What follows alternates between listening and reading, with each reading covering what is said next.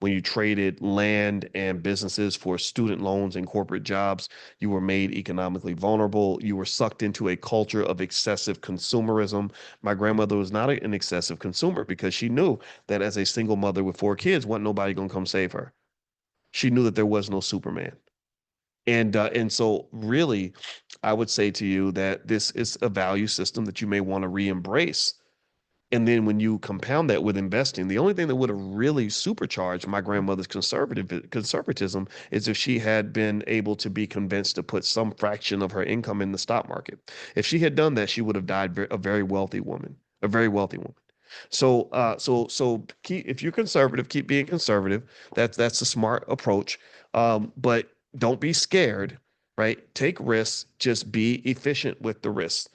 In fact, it makes me think about poker a little bit, actually. I like poker. I told you it's a fun game of strategy, psychology, and math. I don't like gambling, but I like poker, and I'll play these little poker tournaments. So it's like $2 to enter the tournament, that kind of thing. And and there was this really great poker player named Doyle Brunson. He's an old guy, been around since the 40s or 50s or some 50s and 60s. I think he started playing in the 1950s. And Doyle played a strategy that was interesting that I actually liked a lot. I embraced it. He called it tight and aggressive. Tight and aggressive. So tight and aggressive means that he usually wasn't going to participate in any hand. He wasn't typically going to his default response to any situation, any scenario was I don't want to get involved, right? I'm not going to participate, right? So just like investing, right?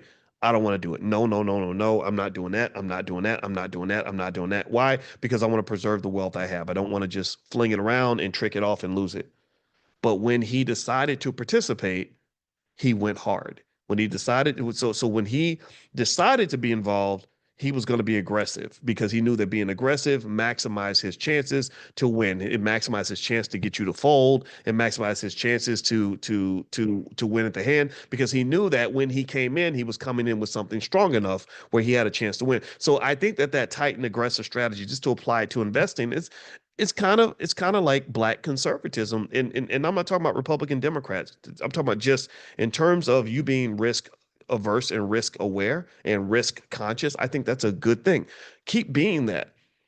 But when you decide you want to participate in something, you have to be able to switch modes and not let your fear cause you to increase your probability of failure. So when you think about starting a business, think about it for a long time, process it, talk to people, get all the information you can get, take your time. But when it's time to go, it's time to go.